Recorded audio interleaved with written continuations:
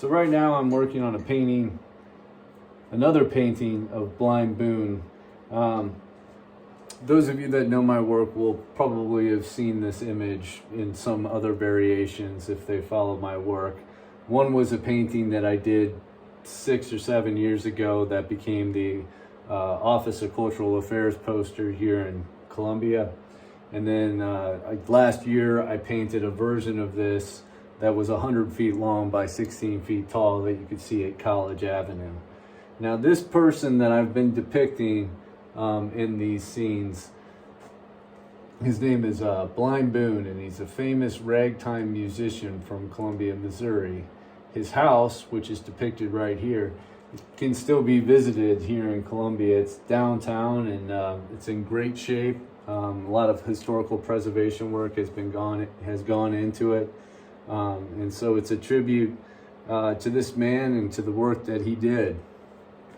Now, you might be wondering why I'm revisiting this idea once again, and it's because, well, now that I've done a couple variations, and artists are allowed to do that. You know, if you look at the work of Edvard Munch, he did a lot of screams. He did a lot of screaming in his career, which I don't think was really healthy for his psyche, but that's another story.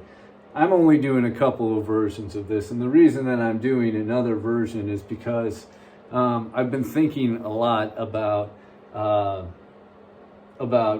Blind Boone, and I really know nothing about him, honestly. I mean, I don't know what it was like to be blind and black, mixed race at that, in the early 1900s, just after slavery,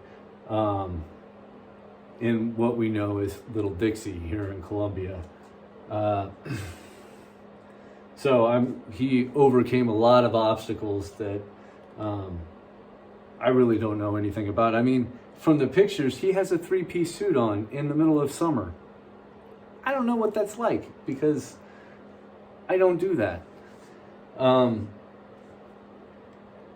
But what I'm interested in is that when he was 9 months old, he had his eyes taken out by doctors because there was too much swelling in his head. And to me, I don't know anything about being a doctor, but that seems like a very invasive procedure, and one that I don't know if I've heard of before this story. I don't know if it's that common, and I don't know who these doctors were that thought that that was the last resort. And I also don't know if that's the easiest, if it's easier to do that if it's just the child of a contraband slave with no husband.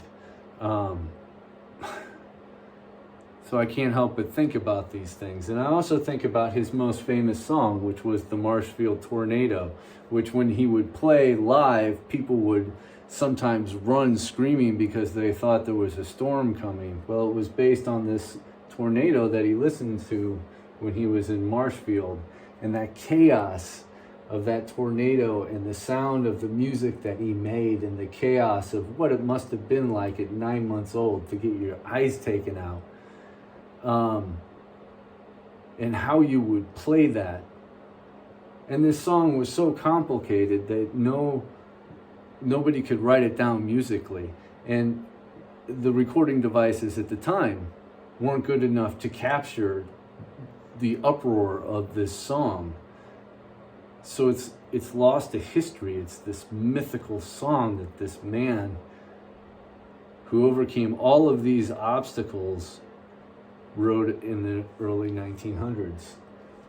And so I'm trying to kind of abstractly and with a little bit of symbolism get to that chaos of what it must have been like to hear this, to play this, to go through this.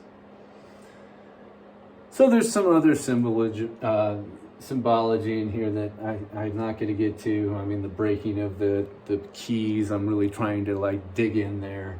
This is all just a black and white underlaying. I'm going to put color on top of it. I'm just trying to figure out where I want to go piece by piece here. So that's all for now. Maybe I'll I'll check more of this or do more of these videos later. Thanks for listening.